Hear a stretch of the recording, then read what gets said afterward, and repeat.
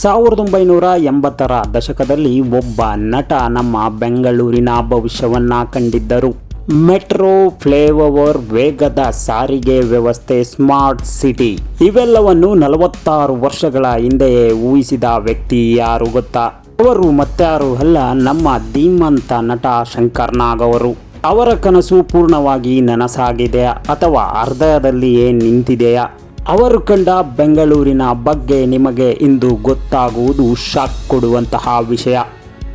Sparkler Naveen, where we spark young minds.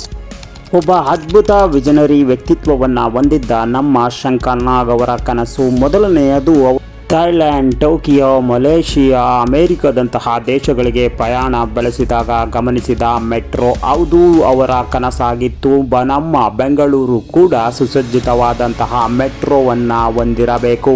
ಎಲ್ಲ ದೇಶಗಳ ಉತ್ತಮ ನಗರಗಳಲ್ಲಿ ಮೆಟ್ರೋ ವ್ಯವಸ್ಥೆ ಇದ್ದು ನಮ್ಮ ಬೆಂಗಳೂರು ಕೂಡ ಉತ್ತಮ ನಗರವಾಗಬೇಕಾದರೆ ಅತ್ಯಂತ ಸುಸಜ್ಜಿತವಾದಂತಹ ಮೆಟ್ರೋ ವ್ಯವಸ್ಥೆ ನಗರದ ಗಲ್ಲಿ ಗಲ್ಲಿಗೂ ತಲುಪುವಂತಿರಬೇಕು ಎಂಬುದು ಅವರ ಅದ್ಭುತ ಕನಸಾಗಿತ್ತು. ಈ ಕನಸು ಈಡೇರಿದೆ ಬಂಧುಗಳೇ.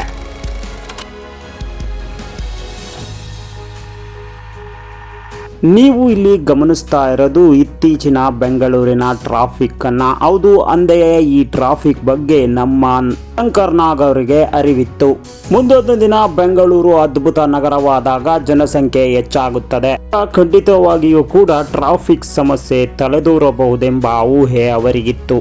ಹಾಗಾಗಿ ನಮ್ಮ ಬೆಂಗಳೂರು ಅದ್ಭುತವಾದಂತಹ ಫ್ಲೈಓವರ್ಗಳನ್ನು ಇದ್ದರೆ ನಗರಕ್ಕೆ ಜೋಡಣೆಯಾಗುವ ಅಂತಾರಾಜ್ಯ ಮತ್ತು ಜಿಲ್ಲೆಗಳಿಂದ ಬರುವ ಪ್ರಯಾಣಿಕರಿಗೆ ಅನುಕೂಲವಾಗುತ್ತದೆ, ಸಿಟಿ ಪ್ರಯಾಣಿಕರಿಗೂ ಕೂಡ ಅನುಕೂಲವಾಗುತ್ತದೆ ಎಂಬುದು ಅವರ ಕಲ್ಪನೆಯಾಗಿತ್ತು. ನಮ್ಮ ಬೆಂಗಳೂರು ಅತ್ಯುತ್ತಮ ಸಾರಿಗೆಯ ವ್ಯವಸ್ಥೆಯನ್ನು ಹೊಂದಿರಬೇಕು, ಸೂಪರ್ ಫಾಸ್ಟ್ ಸಾರಿಗೆ ವ್ಯವಸ್ಥೆಯಾಗಿರಬೇಕು, ಅದರ ಜೊತೆಗೆ ಅತ್ಯುನ್ನತವಾದ ರೋಡ್ಗಳನ್ನು ಹೊಂದಿರಬೇಕೆಂಬುದು ಅವರ ಕಲ್ಪನೆಯಾಗಿತ್ತು. ಇದು ನಗರಕ್ಕೆ ಉತ್ತಮ ಸಂಪರ್ಕಗಳನ್ನು ಕಲ್ಪಿಸುತ್ತವೆ ಎಂಬುದು ಅವರ ಅವಲೋಕನವಾಗಿತ್ತು ಬಂಧುಗಳೇ. ಅವರ ಮತ್ತೊಂದು ಕನಸು ಏನೆಂದರೆ ಅಂತರ್ನಗರ ರೈಲ್ವೆ ವ್ಯವಸ್ಥೆ ಇರಬೇಕು, ಒಂದು ಪ್ಲೇಸಿಂದ ಮತ್ತೊಂದು ಪ್ಲೇಸ್ಗೆ. ಇವೆಲ್ಲವನ್ನ ಗಮನಿಸಿದಾಗ ನಾವು ಇಂದು ಹೇಳುವ ಸ್ಮಾರ್ಟ್ ಸಿಟಿಗೆ ಸಮನಾದದ್ದು. ಹಾಗಾದರೆ ನಮ್ಮ ಶಂಕರ್ ನಾಗ್ ಅವರು ಕಂಡಂತ ಕನಸು ಎಷ್ಟರ ಮಟ್ಟಿಗೆ ನಿಜವಾಗಿದೆ, ಅವುಗಳಲ್ಲಿ ಉಳಿದಿರುವುದಾದರೂ ಯಾವುದು ಅಂತಕ್ಕಂಥದ್ದು ಈಗ ನಮಗೆ ಕಾಡ್ತಿರ್ತಕ್ಕಂತಹ ಪ್ರಶ್ನೆ. ಬೆಂಗಳೂರು ತಿಳಿದು ಗಾರ್ಡನ್ ಸಿಟಿ, ಆದರೆ ಬೆಂಗಳೂರಿನ ಸಮಸ್ಯೆ ಕೇಳೋರು ಯಾರು? ಇದೊಂದು ಕರಾಳ ವಿಷಯವಾಗಿದೆ ಬಂಧುಗಳೇ. ಮಳೆಗಾಲ ಬಂತಂದ್ರೆ ನಾವು ರಸ್ತೆಯಲ್ಲಿ ಹೋಗೋದಿಕ್ಕೂ ಕೂಡ ತುಂಬಾ ಕಷ್ಟ. ಯಾಕೆಂದ್ರೆ ದೊಡ್ಡ ರಸ್ತೆಗಳು ಗುಂಡಿಗಳಾಗಿ ಪರಿವರ್ತನೆಯಾಗಿರುತ್ತವೆ. ಮಳೆಗಾಲದಲ್ಲಿ ತಿರುಗಾಡುವುದು ತುಂಬಾನೇ ಕಷ್ಟ.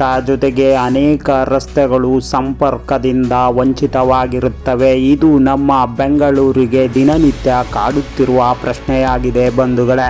ಜೊತೆಗೆ ಸಾಲದೆಂಬಂದಕ್ಕೆ ಟ್ರಾಫಿಕ್ ಸಮಸ್ಯೆ ಎಲ್ಲೆಂದರಲ್ಲಿ ಟ್ರಾಫಿಕ್ ಜಾಮ್ಗಳು ಕೆಲಸಕ್ಕೆ ಅಡ್ಡಿಪಡಿಸುತ್ತಿವೆ. ಸಮಯಕ್ಕೆ ಸರಿಯಾಗಿ ನಾವೆಲ್ಲರೂ ಕೆಲಸಕ್ಕೆ ತೆರಳದೆ ಹೋಗುತ್ತಿದ್ದೇವೆ. ಇದು ನಮ್ಮ ದೊಡ್ಡ ಸಮಸ್ಯೆಯಾಗಿ ಉಳಿದು ಬಿಟ್ಟಿದೆ ಬಂಧುಗಳೇ.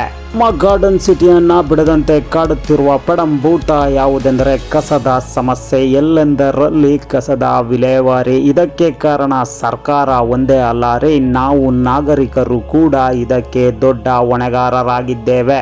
ನಿಮಗೆ ಏನನ್ನಿಸ್ತಾ ಇದೆ? ನಮ್ಮ ಶಂಕರ್ ನಾಗ್ ಅವರು ಕಂಡಂತಹ ಬೆಂಗಳೂರು ಆಗಿದೆಯಾ ಇಲ್ಲ ಅಂತ ಕಾಮೆಂಟ್ ಮಾಡಿ. ಇನ್ನೂ ಹೆಚ್ಚಿನ ಈ ಥರದ ವಿಡಿಯೋಗಳಿಗಾಗಿ ನಮ್ಮ ಚಾನಲ್ನ ಸಬ್ಸ್ಕ್ರೈಬ್ ಮಾಡೋದಕ್ಕೆ ಮರಿಬೇಡಿ. ಹೆಚ್ಚಿನ ವಿಡಿಯೋಗಳೊಂದಿಗೆ ಮತ್ತೆ ಭೇಟಿ ಆಗ್ತೇನೆ. ಅಲ್ಲಿಯವರೆಗೂ ಕೂಡ ಟೇಕ್ ಕೇರ್ ಅಂಡ್ ಬಾಯ್. ಧನ್ಯವಾದಗಳು.